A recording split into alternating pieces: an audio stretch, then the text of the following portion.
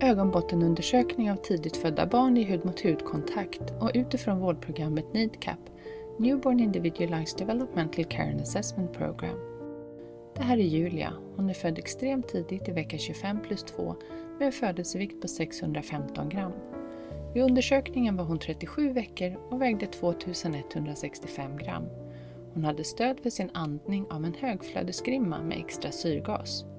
Den här filmen är gjord tillsammans med Julias mamma Erika och pappa Hampus, som är glada att på detta sätt dela sin erfarenhet med bilder och film för att bidra till bästa möjliga upplevelse för barn som behöver göra ögonundersökning och deras föräldrar.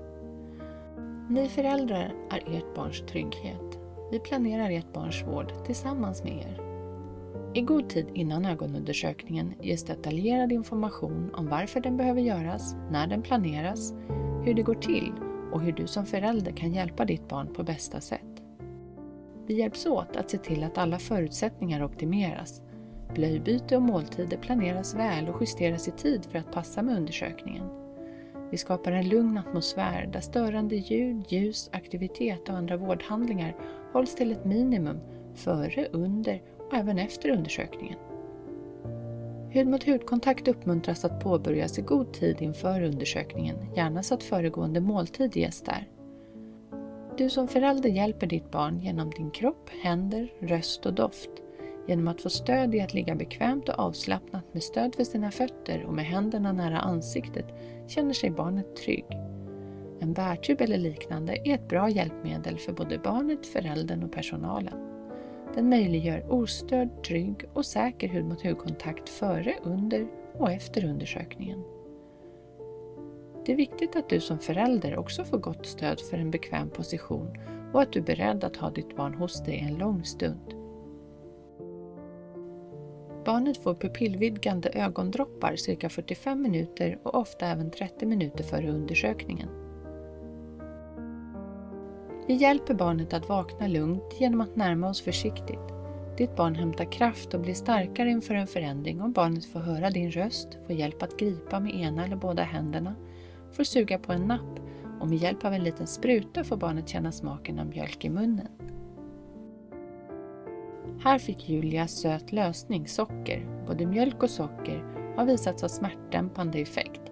Några minuter innan själva ögonbottenfotograferingen ser vi till att ge sockerlösning i smärthämmande syfte.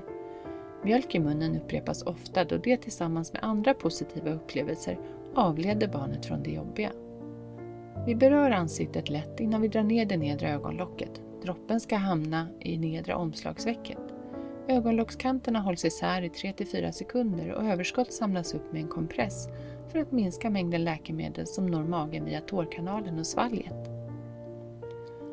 Stöd barnets huvud med så lite kraft som möjligt, gärna med en filt emellan istället för med bara händerna då det verkar vara behagligare för barnet. Här användes en liten riskudde.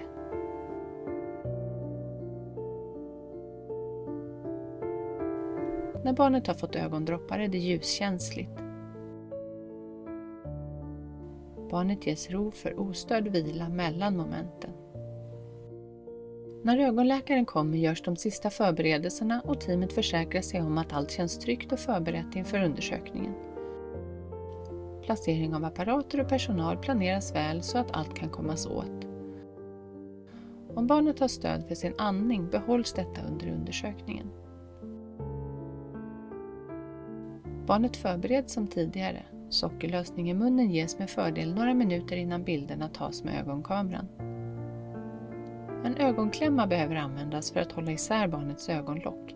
Det kan se lite otäckt ut. Med klämman fås bedömbara bilder och momentet med själva fotograferingen med starkt ljus mot ögat kan göras så kort som möjligt. Det vi tror är jobbigast för barnet är det starka ljuset från ögonbottenkameran. Bedövning och skyddande gel droppas i ögat innan kameran anläggs mot ögat och bilder tas i olika vinklar. Vi observerar barnet tillsammans med er. Om möjligt kan ni föräldrar hjälpas åt. Vi ser alltid till att det dessutom finns en personal som hjälper er.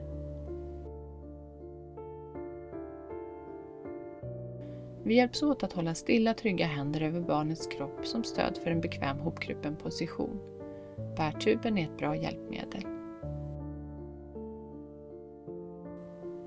Mellan undersökningen av första och andra ögat ges en upprepad dos sockerlösning eller mjölk i munnen och barnet får tid att komma i balans.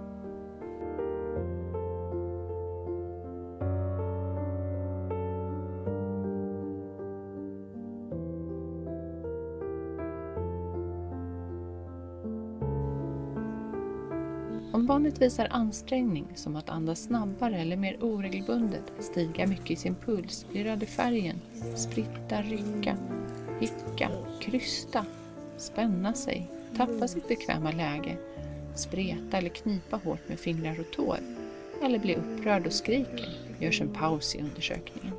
Det är så viktigt.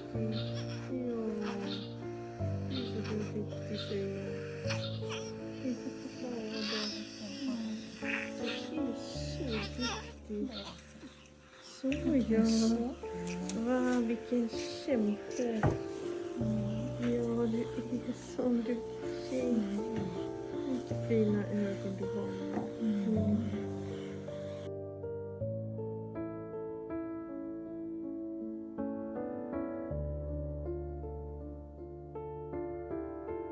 Vår målsättning är att undvika större instabilitet hos barnet med beteenden som blekhet, kräkning, låg tonus med stillsamhet, hängande haka, slappa armar och ben eller sjunkande syresättning och andningsuppehåll.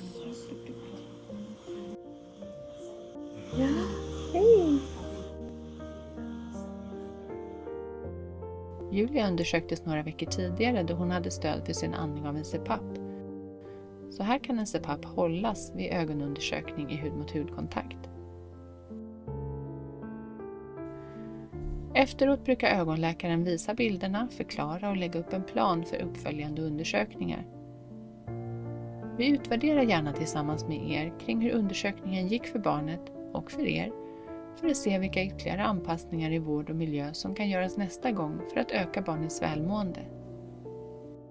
Ditt barn mår bäst av att ostört få vara kvar i hud-mot-hud-kontakt med dig en lång stund.